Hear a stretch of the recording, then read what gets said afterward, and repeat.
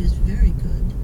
And then I became very interested in science as well. And so I learned really how to write carefully and slowly and get everything correct. Later in her life, Wayburn said her incentives to put down her stories about growing up in Lavenburg homes were many.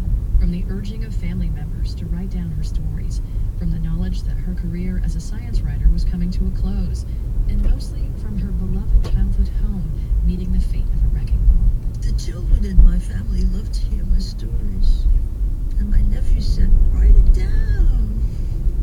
But the main thing that really happened was they started knocking down the tenement houses. I had a connection to everything around me, and they were disappearing, and it was as if a part of my life was going. I wanted to honor the streets, keep the memory of them alive. I wanted to learn how to write to my nephew who had asked me for my stories. J'ai caméra! To him as a present. Juste. But I didn't know how to Hey, write. j'étais sur caméra! So, Idiot! in Je vais te New rapporter aux York, polices! the Gotham Workshop. J'appelle la And I took police! lessons from them by computer.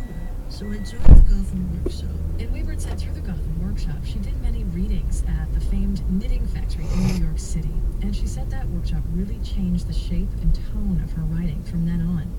I did not know how to write in the first person at all. I thought that you had to be there. But then I learned in the Gotham Writers Workshop, you could take the part of the narrator and the participant. And that set me free to write about my mother's stories, how she earned a living, Lavenburg's, and how wonderful a success it was. Time passed, the wrecking ball demolished her beloved Lavenburg homes, and by this time as well, Wayburn had a daughter who was to attend the Putney School in Vermont. And throughout this time, she was still writing. And years went by. And then I met the person who was going to be my savior. That was Peg Tassie. And we took an interest in each other. There was something that connected us. And I showed her my story. And she said, "You can't just leave this here. We have to do something about this." And then an idea struck her. She had studied photography. And she said, "We're going to put this on YouTube." And so, chapter by chapter, Wayburn and Tassie worked closely together to produce a series of short videos for YouTube, featuring Wayburn reading stories from The Button Thief, bringing back to life the scenes and characters of her own childhood in her own voice. And that's how it happened that I started writing again, because I had a means to do so. I had interest. I had someone who wanted to devote so much to my work that I couldn't let her down. So we worked together for several years, and my writing picked up.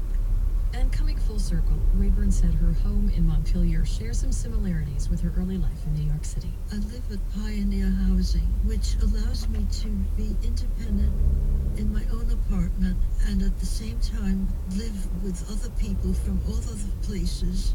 It's as if I'm back in New York, because I'm used to living with a variety of people from all sorts of places and all sorts of interests.